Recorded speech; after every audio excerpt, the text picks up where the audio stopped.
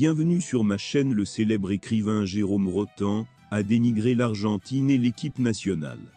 L'incident survenu au Maracanã mardi soir lors du match Brésil-Argentine a été très bruyant.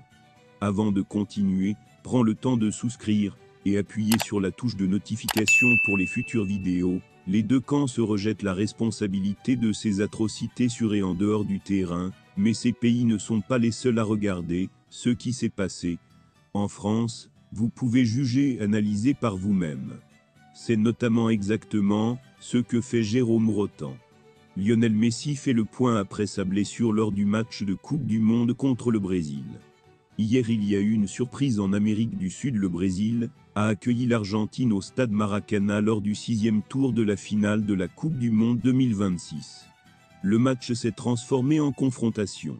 Chaque bataille éclate et il y a de nombreux morts.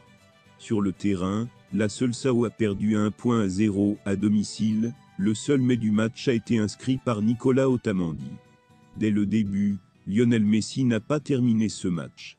Cela est dû à une blessure. Pour le capitaine de l'Albiceleste, la situation n'est pas si grave. Après ce match, le joueur de l'Inter Miami a annoncé une blessure supplémentaire qui le gêne depuis quelques jours. Il prévoit de le restaurer en vue de la nouvelle saison de MLS, qui s'ouvrira officiellement en février 2024.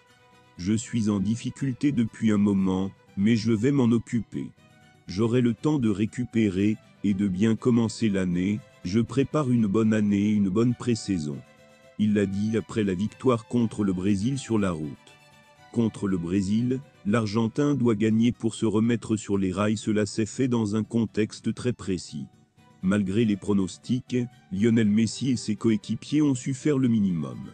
Cette victoire étriquée leur appartenait, un succès qui permet aux champions du monde de se maintenir en tête de la phase finale de la Coupe du Monde 2026 avec 15 points, c'est bien de gagner.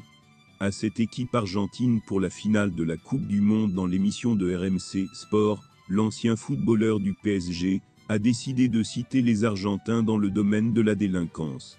Selon lui, ces derniers ne combattent pas correctement et leurs vues sur la place verte sont répréhensibles. Honnêtement, je n'ai pas été surpris par leur comportement lorsque j'ai vu le match le matin.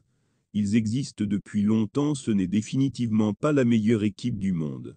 Il y a des joueurs qui sont loin d'être les meilleurs au monde à leur poste, mais d'un autre côté, selon leur comportement et la manière dont ils travaillent pour les autres, ils sont numéro 1, a-t-il déclaré d'une voix colérique. Rotten est également en colère contre Lionel Messi pour ne pas avoir suivi son exemple.